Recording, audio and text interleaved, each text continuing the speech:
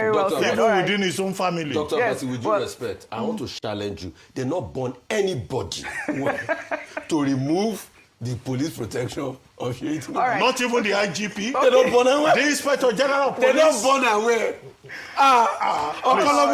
Please respect the office of the IGP. They're not born away. No. Maybe the president. You think I'm joking? You will see. Well, Omoyele Sowore raised the point around the man that was detained and alluded to the fact that the president's son is almost more powerful than the IG of police and all because of the fact that he gives a directive.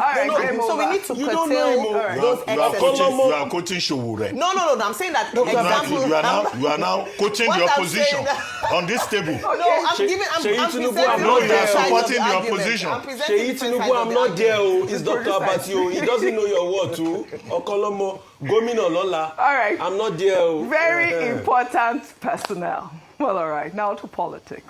Tinubu didn't have to send the Air Force and the military to deal with this particular insurrection, this threat to our own sense of security and equilibrium. No. There are easier ways of doing it. Let me tell you where Tinubu should have looked for forces to quell that insurrection. Right here in Lagos. Right here. Or in Abuja, perhaps. I don't know. But there was no need to call the military or the Air Force. I'll tell you what happened. On one of my home visits, this about 2 months ago, I was coming out of a hotel and I saw what looked like a film set. And I said, oh, they're shooting a film. That was on the grounds of this hotel.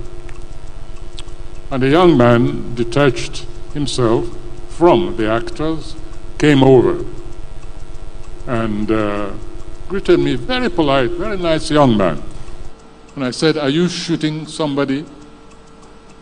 I said, I'm just joking. Are you shooting a film? He said, no. And I looked around.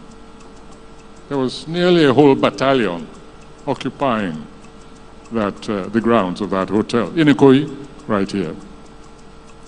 So I got back in my car and I asked the driver who that young man was. And he told me. And I saw this SWAT team, a mixture. There were at least heavily armed, at least some 15 or so heavily armed to the teeth security personnel. Looked sufficient to take over a small country, neighboring city like Benin. And I think the next time the president should just call and say, Seyi, go and quell the rebellion over there. I was so astonished that I started looking for the National Security Advisor. I said, track him down for me. I think they got him somewhere in Paris, but I was with the president. He was at a meeting. And I said, I've just seen something I can't believe, I don't understand. And I described the scene to him.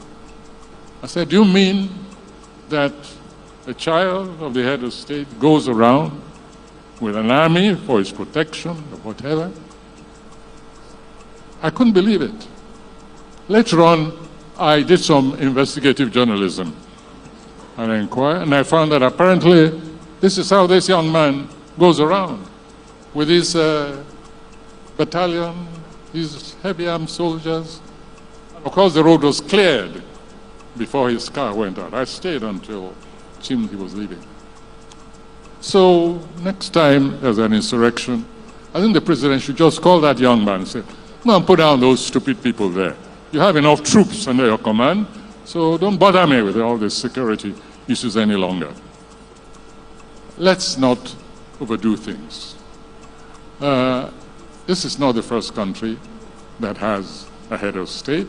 It's not the first country whose head of state has families. And I think children should know their place. They are not potentates. They are not heads of state.